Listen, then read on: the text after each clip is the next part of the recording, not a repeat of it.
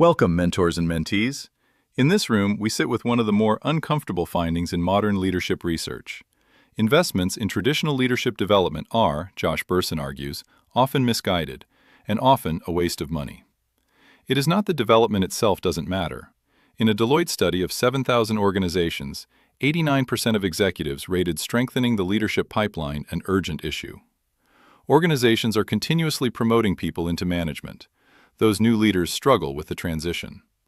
And companies spend almost $14 billion a year on courses, books, videos, coaches, tests, and executive education programs to help. The problem is that there is little evidence that much of this spending actually works.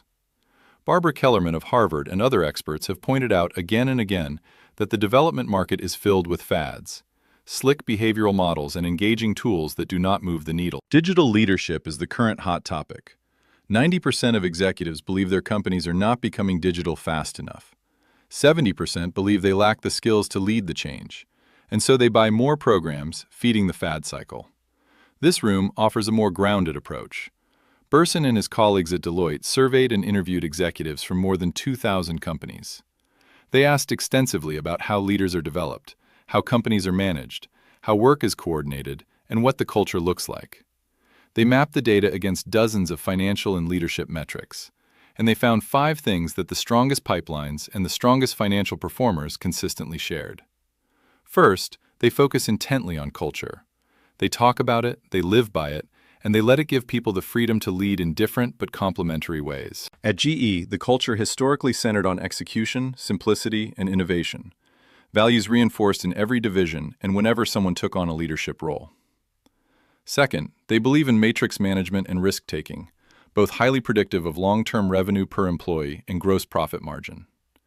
Matrix organizations force leaders to collaborate beyond boundaries, build networks, and move from role to role, building depth of understanding across the business. Third, they believe in learning through exposure.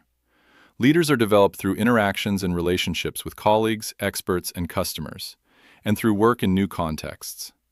At W.L. Gore, every leader is a sponsor of others, responsible for exposing their teams to growth assignments. Fourth, they believe in knowledge sharing. They run after-action reviews. They talk about bad news.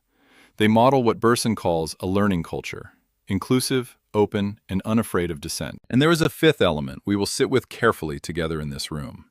To the mentors here, are you actively sponsoring growth in others, in the W.L. Gore sense? To the mentees, are you placing yourself in environments where the culture genuinely develops leaders, or one that simply expects you to figure it out?